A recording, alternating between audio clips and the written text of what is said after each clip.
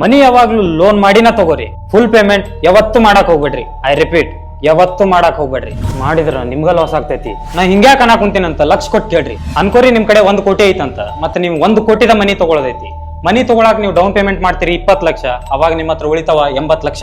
ಈಗ ನಿಮ್ ಕಡೆ 2 ಆಪ್ಷನ್ ಅದಾವ. ಆಪ್ಷನ್ 1, ನೀವು ಪೂರಾ 80 ಲಕ್ಷ ಕೊಟ್ಟ ಮನಿ ತಗೊಂಡ್ಬಿಡೋದು. ಈ ಕೇಸ್ದಾಗ ನಿಮ್ಗೆ ಲೋನ್ ಇರಂಗಿಲ್ಲ, ಇಂಟ್ರೆಸ್ಟ್ ಇರಂಗಿಲ್ಲ, EMI ಇರಂಗಿಲ್ಲ. ನಿಮ್ಗೆ ಅನಿಸ್ತಿರ್ಬೇಕಿದೆ ಎಲ್ಲದಕ್ಕಿಂತ ಸೇಫೆಸ್ಟ್ ಆಪ್ಷನ್ ಅಂತ. ಆಪ್ಷನ್ 2 ಕೇಳಿ ಡಿಸೈಡ್ ಮಾಡ್ರಿ. ಆಪ್ಷನ್ 2, ನೀವು ಮನಿ ತಗೊಳಕ್ ಡೌನ್ ಪೇಮೆಂಟ್ ಮಾಡಿದ್ದು 20 ಲಕ್ಷ, ಅಂದ್ರೆ ನಿಮ್ಮ ಹತ್ರ ಉಳಿದಿದ್ದ ಅಮೌಂಟ್ 80 ಲಕ್ಷ. ಆ 80 ಲಕ್ಷ ತಗೊಂಡೋಗಿ ನೀವು ಸೀದಾ FD ದಾಗ ಇನ್ವೆಸ್ಟ್ ಮಾಡಿ. ಆದ್ರೆ ನೀವ್ ಈಗ ಅನ್ಕೊಂತಿರ್ಬೇಕಲ್ಲ, ಮನಿಗೆ ಉಳಿದಿದ್ದ ಪೇಮೆಂಟ್ 80 ಲಕ್ಷ ಎಲ್ಲಿಂದ ಮಾಡ್ಬೇಕಂತ. ಅದಕ್ಕೆ ನೀವು ಈಗ ಸೀದಾ ಹೋಮ್ ಲೋನ್ ಮಾಡ್ಕೋರಿ. ನಿಮ್ ಹೋಮ್ ಲೋನ್ ಇಂಟ್ರೆಸ್ಟ್ ಇರ್ತೈತಿ 8.5%. 20 ವರ್ಷಕ್ಕೆ ಹೋಮ್ ಲೋನ್ ನೀವು ಇಂಟ್ರೆಸ್ಟ್ ಕಟ್ಟುದ 86 ಲಕ್ಷ. ನೀವು FD ಮಾಡಿದ್ರ ಮೇಲೆ ಇಂಟ್ರೆಸ್ಟ್ ಇರ್ತೈತಿ 8%. ಆದ್ರೆ ನಿಮಗೆ ಇಲ್ಲೇ ಸಿಗೋದು 20 ವರ್ಷಕ್ಕೆ FD ಮೇಲೆ ಇಂಟ್ರೆಸ್ಟ್ 2,92 ಲಕ್ಷ. ಅಂದ್ರೆ ಆಪ್ಷನ್ 2 ಚೂಸ್ ಮಾಡೋದ್ರಿಂದ ನಿಮಗ್ ಸಿಗ್ತೈತಿ 2,06 ಲಕ್ಷ ಪ್ರಾಫಿಟ್. ಈಗ ಹೇಳ್ರಿ, ನೀವು ಲೋನ್ ತಗೋತಿರೋ ಫುಲ್ ಪೇಮೆಂಟ್ ಮಾಡ್ತಿರೋ?